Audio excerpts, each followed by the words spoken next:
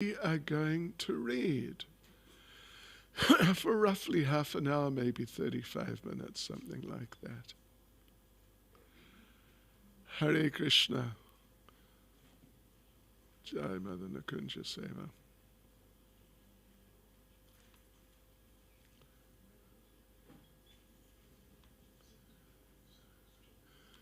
So,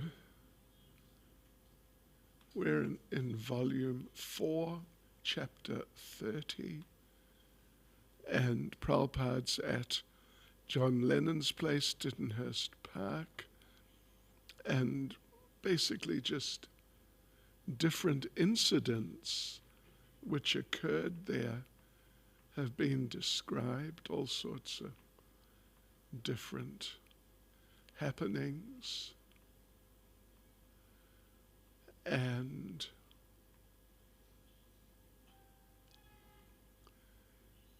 yes, so we'll carry on. Let's just find out. Oh, here we are. George Harrison was speaking and saying some very nice things about Srila Prabhupada. It's a shame he didn't get into it more deeply, but anyway. He was addicted to cigarettes. Poor old George. Oh, really? Wow. Oh, she's not here. Okay. Okay. Thank you, Lalita Kund, if you're online anyway. We'll thank her. Right, okay, so Nama Om Vishnu Padaya Krishna Prestaya Bhutale Shrimati Bhaktivedanta Swaminiti Namane Namaste Saraswati Deve Gauravani Pracharne Niravishesha Shunyavadi Paschachadeshatarne Sri Krishna Chaitanya Pramanityananda Shri Advaita Gadadha Shivas Adi Gaura Bhaktavrinda Hare Krishna, Krishna Krishna, Hare Hare Hare Rama, Rama Rama, Hare Hare Vanchakalpa Tarubias Cha Kripa Sindhu Bhyevacha Patitanam Pavanebhyo Vaishnavebhyos Namo Namaha. There's some really interesting things here coming up. The Daily Sketch, it's just one of the London daily papers, reported Krishna people dine out at John and Yoko's place. A photograph showed the devotees seated out of doors taking prasadam.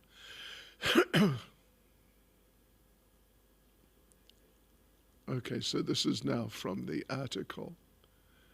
Lunchtime at Tittenhurst Park, stately home of John Lennon and Yoko Ono, and some of the Lennon's house guests take their places in yesterday's sunshine. The picnickers are followers of the Indian Swami, His Divine Grace, Abhay Charan Bhaktivedanta. They have adopted the ways of the East, from their clothes and shaven heads right down to the Indian curry they eat with their fingers,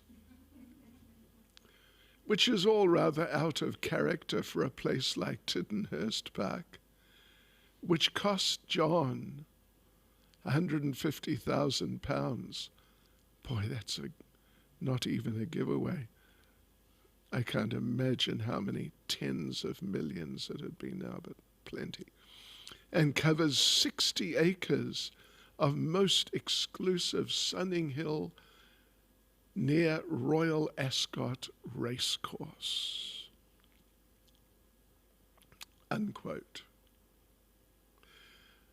Prabhupada and his people and John and Yoko and theirs made an odd combination.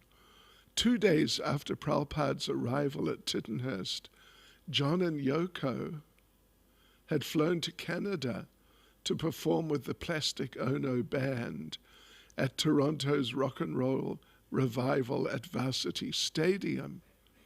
In October, John and Yoko had recorded Wedding Album and begun working on a film, Rock and Roll Circus. And John had recorded Cold Turkey. And if any of you are familiar with that, if you're not, don't become. I tell you, it's just so gross and out of it.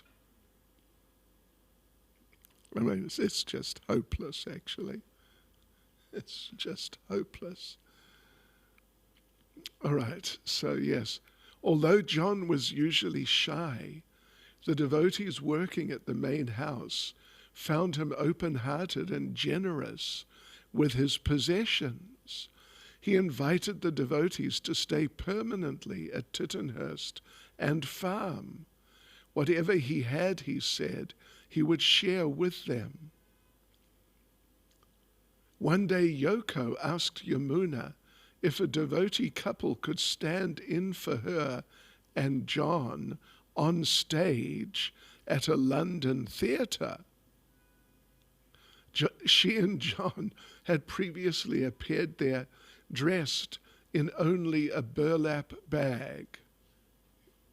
Burlap bag means brown sack, typical sack, yeah. Right. And was supposed to make another appearance. But Yoko thought perhaps a devotee couple could take their place. The crowd, she said, might never know the difference. And even if they did, I guess completely covered, maybe something like that. Even if they did know the difference, it would be a hilarious publicity stunt for the devotees. Politely declining, Yamuna explained why devotees could never do such a thing. When she told Prabhupada, he was adamant. None of his disciples would go. For days afterward, he condemned this sensuality. John invited Prabhupada to the manor to hear his recent recording of Cold Turkey. Oh my gosh, what? Not very good taste, shall we say. She and John had Although such a song held little interest for Prabhupada, John whimsically wanted him to hear it. Taking the opportunity to preach to the great man of the world, Prabhupada went. Within John's main sitting room, Prabhupada sat on the couch before the fireplace. The tape was ready on the large 16-track machine that had recorded it. And as Prabhupada sat patiently, John began to work the controls. But the machine wouldn't work.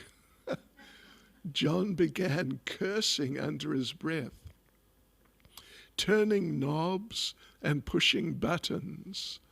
Although only Purushottam had accompanied Prabhupada, 2 other devotees hid outside beneath the windows, listening.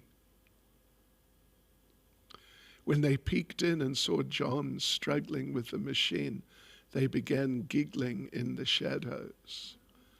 "Oh," Prabhupada said, "so your machine is not working. Well, never mind. We've also made some recording, and we'd like to play this music for your pleasure."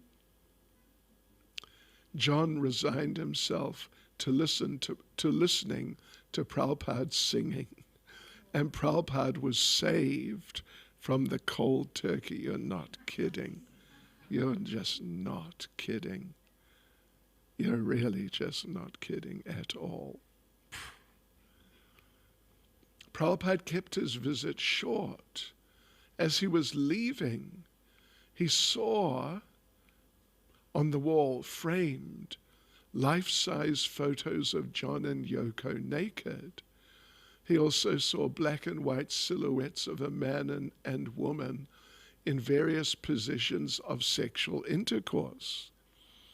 On returning to his room, he commented, "It is not good for us to continue staying here." He asked Mukunda to find him an apartment in London. The Berry Place renovations were still incomplete, and Prabhupada said he preferred to be in the city so that he could oversee the work. The natural setting of Tittenhurst was pleasant, but Prabhupada's host's way of life and his were incompatible. One day, John and Yoko, dressed in black, came to visit Prabhupada, acknowledging him to be a great yogi with mystic power. They asked him to use his powers to arrange with Krishna that they be reunited after death. Prabhupada was disappointed. "This is not my business," he said. "Krishna provides you with life, and he takes it away in the form of death. It is impossible that you can be united after death. When you go back home, back to Godhead, you can be united with Krishna. But husband and wife, this is simply a mundane relationship. It ends with the body at the time of death. You cannot pick up this kind of relationship again after death." At one end of the estate lived a bricklayer and his wife in a small, neglected Georgian house, hired by John to build a recording studio on the property. The bricklayer had only recently moved to Tittenhurst. A tough, burly man, he never spoke to the devotees until one day he asked several of them if they believed in ghosts. "Oh yes," Kulashekar said. "Prabhupada says there are ghosts." "I don't believe," the bricklayer said. "My wife is having dreams, but I don't believe in ghosts." The bricklayer's wife revealed that both she and her husband had been hearing, quote unquote, something at night. Last night, they had gone running to John Lennon's house, terrified, complaining of sounds, chains rattling, boot heels pounding, and the noise of something, quote unquote, like a body being dragged across the floor. The bricklayer had seen his wife violently shaken by the shoulders, although no one else was there. When the devotees told Prabhupada, he said, "You tell John Lennon that if he wants, we can get rid of these ghosts." Mukunda relayed the message, but Tom had already invited his friend, a white witch, to come and exorcise the ghost. The warlock, the white witch, the warlock, you get these people in England, visited the bricklayer's cottage, and a few devotees tagged along. Over the fireplace in the main room, they found a carving of a person with a ghost coming out of his forehead, and on the opposite wall, mahogany runes. "These are ancient witch runes," the warlock said, shaking his head. "I can't do anything here." When John asked the devotees to try their method, Prabhupada directed them. At the bricklayer's cottage, they should sprinkle water offered to Krishna in the doorways, blow conch shells, and then have kirtan. A group of devotees went, and Kulashekar led the kirtan. After half an hour of chanting, Kulashekar felt a great release of pressure within the room, and the kirtan became ecstatic. The devotees returned to their engagements, assuring John that the ghosts would not return, and the bricklayer and his wife moved in again. The next morning, Prabhupada passed the old cottage on his walk. "So, how is the ghost?" he asked. "No news, Prabhupada," Kulashekar replied. The following morning, Prabhupada again asked, "How is the ghost? Would they like to have him back?" Years ago in India, Prabhupada said, when he was running his chemical business, he had detected ghosts in the building at night. "What did you do?" one of the devotees asked. "I simply chanted Hare Krishna and the ghosts would go away." Prabhupada then opened his eyes wide and gestured with both hands, mimicking the frightened workers in the plant who had come running to him. "Babuji, Babuji, there is ghost, there is ghost." The devotees laughed. "Actually," Prabhupada said, "there are many ghosts here, especially over by the stable areas. They are attached to this place, but they will not harm you if you just chant Hare Krishna." Prabhupada was anxious to leave Tittenhurst, and by late October, some of the devotees had moved to Berry Place. Prabhupada no longer had any business at Tittenhurst. Mr. Lennon was an influential person who had seemed interested in Krishna, but now there was no point in Prabhupada staying on at the estate. Yoko and her ex-husband, Dan, now John's manager, were also pressing John to get rid of the devotees. Dan complained that the devotees were trying to take over the place. The devotees, on the other hand, complained to John that Dan and Yoko were misrepresenting them. On one side were Dan and Yoko, on the other the devotees. John was in the middle. He had to choose. John told Mukunda that as far as he was concerned, he got along fine with the devotees, but the people around him were having difficulty. He would give the devotees a couple more weeks to move to their new temple in the city.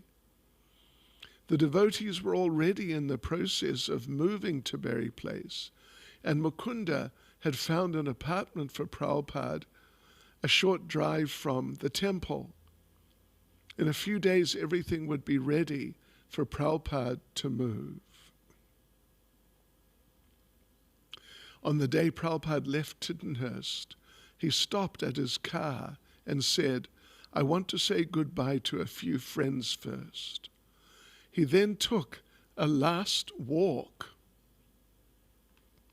through the grounds, giving careful attention to the trees, sometimes touching their leaves, just as on his morning walks. Then he left. The next day, a severe storm swept through the Tittenhurst estate, breaking windows and uprooting trees. November the 3rd, 1969, Prabhupada moved into his furnished apartment on Baker Street, a 10-minute drive from the Berry Place temple. After 2 months in London, he was anxious to see his temple open, and Shamsundar was working hard, although progressing slowly. For the temple's interior, Shamsundar had an artistic concept taken from photographs he had seen of the Ajanta caves. South Indian temples with walls and ceilings of carved stone. Sure. His inspiration was to produce a similar effect using California redwood he and Mukunda had shipped to England a year ago. On first hearing the plans, Prabhupada had asked, why make it so artistic? But Shamsundar had been so set on the idea that Prabhupada had permitted him. With the ceiling partly finished, there was no turning back. But I was there, I was there for a few years. Wasn't that artistic? In fact, it wasn't very artistic. Shamsundar toiled day and night, yet each day the temple design seemed to grow more elaborate, with the walls and floor fashioned of solid redwood, and the ceiling lined with redwood arches. Shamsundar took great care to see that each piece fit exactly into place. As Shamsundar inched along, devotees joked that the room looked like an upside-down boat. But Prabhupada encouraged him, telling him it was very beautiful. Prabhupada often allowed his disciples to work as they liked. He reasoned that they were raising the money, and could spend it in Krishna's service as they pleased. He also did not care to interfere in every detail of a disciple's service, especially when the disciple was strong-headed and had ideas that were not harmful or obstructive. All Prabhupada's disciples were ultimately under his absolute decision, but he was often lenient, 80% lenient, he would sometimes say. Shamsundar particularly thrived on having his own big projects. He had arranged for the mantra rock dance in San Francisco, built the first Ratha Yatra carts, established a friendship with George Harrison, and now he was designing a temple. Prabhupada allowed it watchfully, like a father. Consulting the Vedic calendar, Prabhupada chose December 14th for the temple opening celebration. And despite predictions from Shamsundar and others that the deadline would be impossible to meet, Prabhupada ordered invitations printed immediately. The devotees had tremendous work to do and little time. Not only did they have the temple to complete, but also Prabhupada's quarters on the second floor and the kitchen in the basement. Faced with their tight deadline, they worked harder.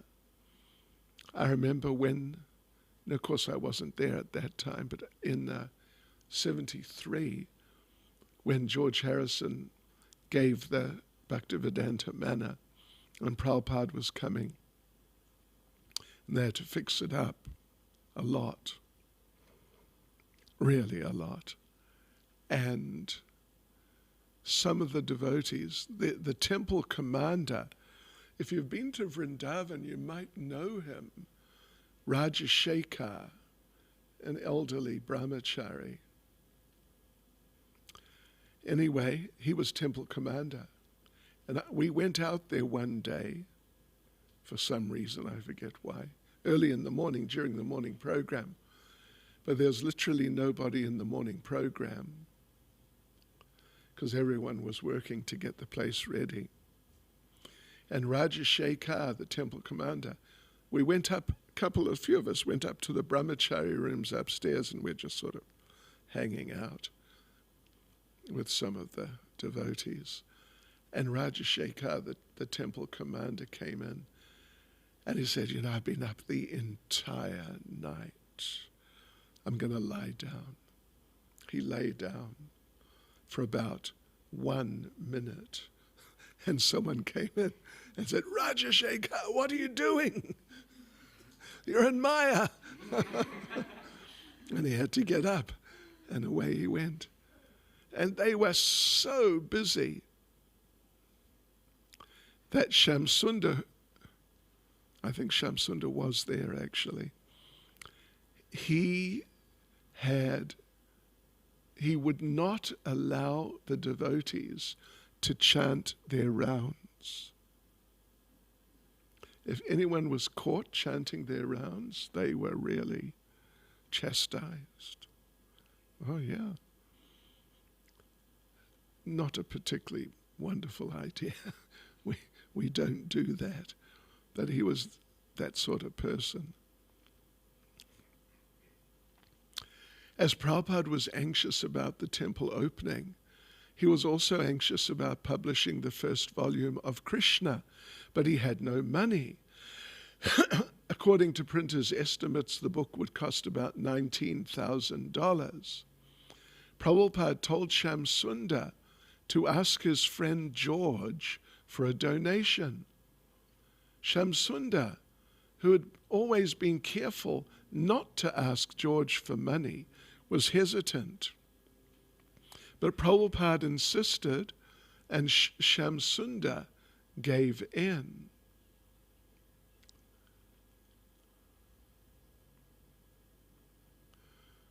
Okay, just a sec.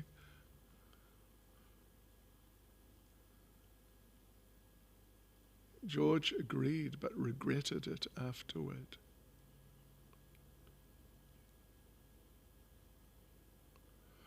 You know what happened? It's not actually here. But what happened, at least Shamsundar told us the story, that Shamsundar went to George's place and a storm started.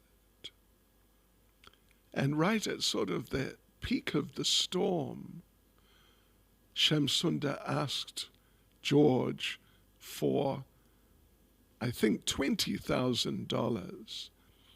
And George was like, what?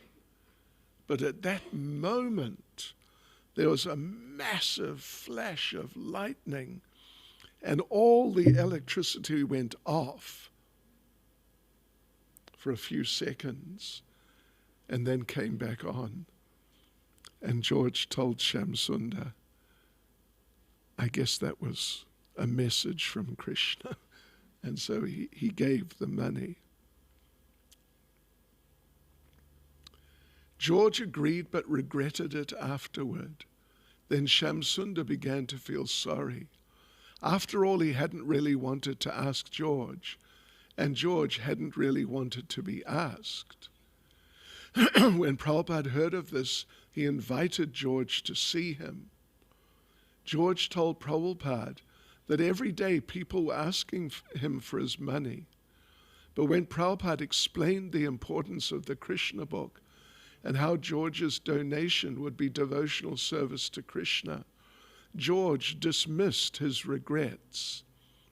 He also agreed to write a foreword to the volume, which you may all have read.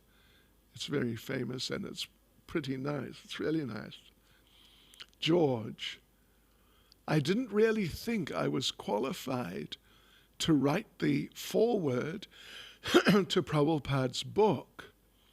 But one way of looking at it is, because I'm known, it would help. But from the other point of view, it could really hinder, because not everyone wants to listen or to believe what I say.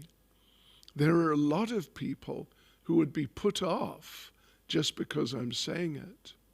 I mean, if I picked up a book on Krishna, if I picked up a book on Krishna and the foreword was written by Frank Zappa or somebody like that, I would think, God, maybe I don't want to know about it. Frank Zappa, you heard of Frank Zappa? Anyway, he died a long time ago, but he was crazy. I mean, so many of these people are really crazy. So I thought that although he asked me, maybe Prabhupada didn't really want me to write the foreword. But it was one of those things I couldn't get out of. Everybody had their minds made up. You're writing the foreword and that's it. So I just did it. Hare Krishna. Srila Prabhupada ki jai. Oh, well, any comments or questions? Yes.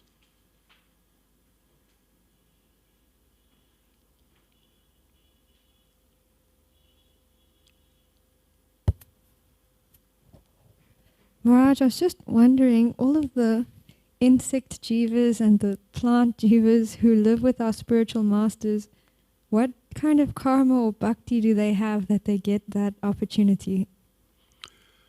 Well, all of the creatures and beings that you associate with, that any of the devotees associate with, it's not just an accident.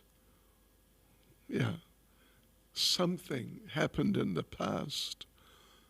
And, possibly, maybe not so much, otherwise they would have taken birth as humans and, had a real opportunity to become practicing devotees. But it's something. Yeah, definitely they did something. And as a result, they're, like just for example, the grass growing around here. The devotees are walking on the grass. Yeah. And the flowers that are being used for this and that. Yeah. So they've all done some probably Krishna conscious activity, little bit. And now they're getting a bit further opportunity.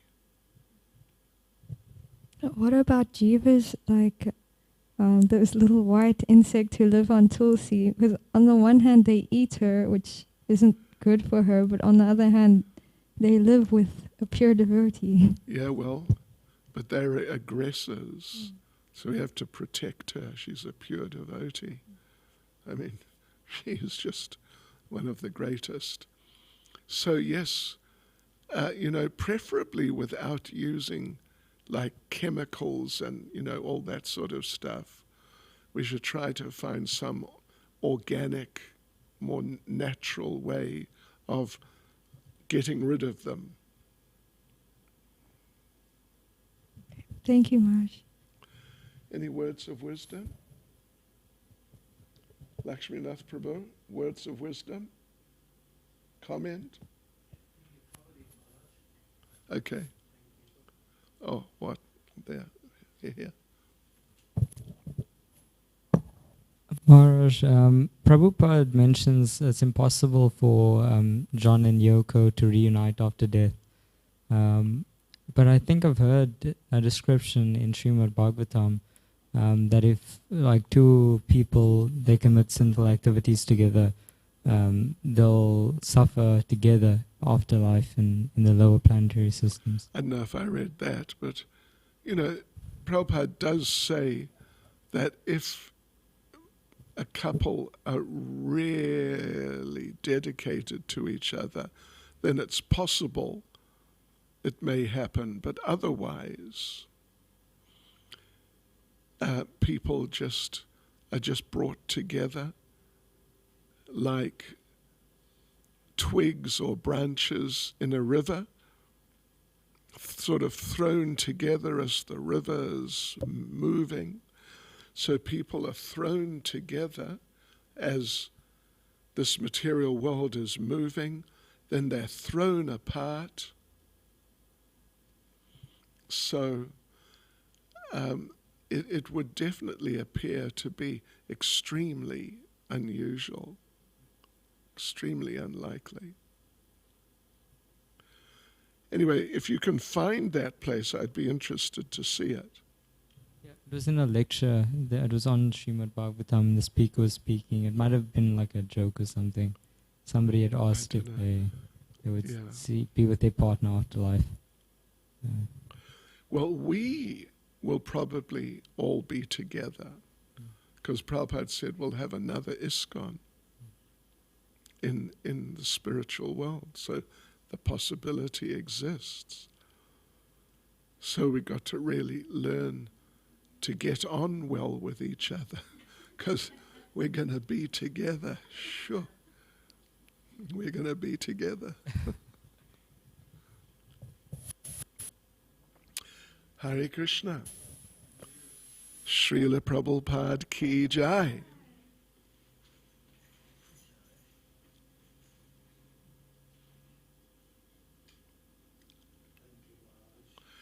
Thank you, Lakshminath Prabhu.